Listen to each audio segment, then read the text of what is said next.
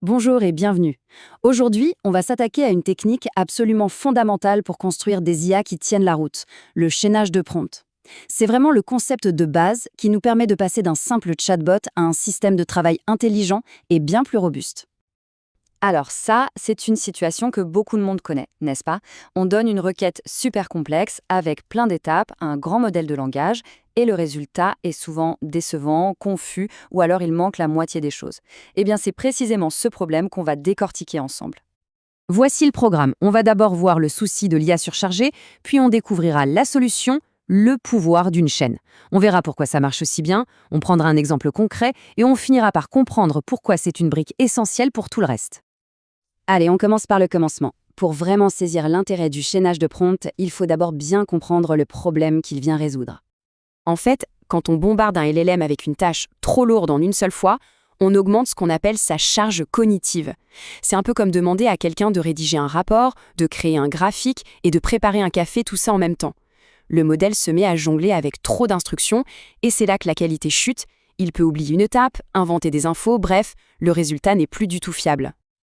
Alors face à ce problème, il y a une solution très élégante qui émerge. C'est un modèle de conception, une sorte de pattern, qu'on appelle le chaînage de prompt. L'idée est simple, au lieu d'une seule grosse requête, on applique une stratégie bien connue, diviser pour mieux régner.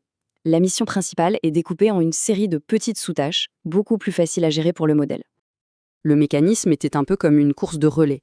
Le résultat d'une étape est directement transmis comme point de départ à l'étape suivante.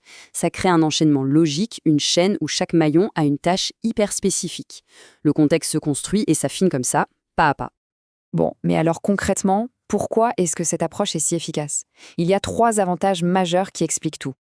Le premier bénéfice, et c'est sans doute le plus important, c'est la précision. En demandant au LLM de se concentrer sur une seule chose à la fois, que ce soit résumer, ou extraire, ou formater, on diminue drastiquement le risque d'erreur. La tâche est claire, nette, et donc le résultat de chaque étape est bien plus fiable. Le deuxième gros avantage, c'est le contrôle. Quand on envoie une seule grosse requête et que ça ne marche pas, c'est une boîte noire. Impossible de savoir ce qui a cloché. Avec une chaîne, c'est l'inverse. On peut observer le résultat entre chaque étape. Ça, c'est génial pour débugger, pour valider la qualité et pour s'assurer que tout est correct avant de passer à la suite. Et enfin, la modularité. C'est un principe de base en développement. Si on se rend compte que l'étape de résumé peut être améliorée, pas de problème, on modifie juste le prompt de cette étape-là. Les autres ne sont absolument pas affectés. Ça rend le système beaucoup plus simple à maintenir et à faire évoluer dans le temps. À cette théorie, voyons maintenant comment ce concept prend vie avec un exemple très concret, le traitement de contenu. Imaginons un flux de travail typique. D'abord, on a un premier agent qui va lire un rapport technique super dense et en faire un résumé. Ensuite, un deuxième agent prend ce résumé et sa seule mission, c'est d'y repérer les actions à entreprendre. Et pour finir, un troisième agent récupère ces actions et les met en forme dans un email clair, prêt à être envoyé. Chaque étape est simple, ciblée et l'enchaînement est parfaitement logique. Alors attention, il y a un petit détail technique qui est super important ici. Pour que la chaîne fonctionne sans accroc, il faut que les étapes communiquent bien entre elles. Pour ça, le résultat de chaque étape doit être structuré, le plus souvent en format JSON. Ça garantit que les données sont parfaitement lisibles par la machine et qu'elles sont transmises à l'étape suivante sans la moindre ambiguïté. Voilà, pour conclure, prenons un peu de hauteur pour bien comprendre l'importance de ce modèle de conception. La métaphore de la chaîne de montage, elle résume vraiment tout. Chaque étape est comme un poste de travail spécialisé sur une ligne de production. Et c'est cette approche qui transforme une simple conversation avec une IA en un processus industriel, fiable et capable de gérer des logiques métiers vraiment complexes.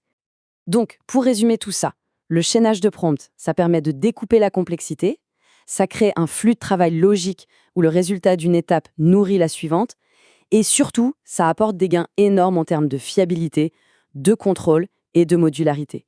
C'est vraiment la fondation indispensable pour quiconque veut construire des agents d'IA sophistiqués. Le chaînage, c'est parfait pour des flux de travail linéaires, bien droits. Mais que se passe-t-il quand le système doit faire des choix, quand il doit s'adapter et décider entre plusieurs chemins possibles selon le contexte? Ça, c'est la question du routage et c'est la prochaine étape logique dans la conception de systèmes d'IA encore plus intelligents.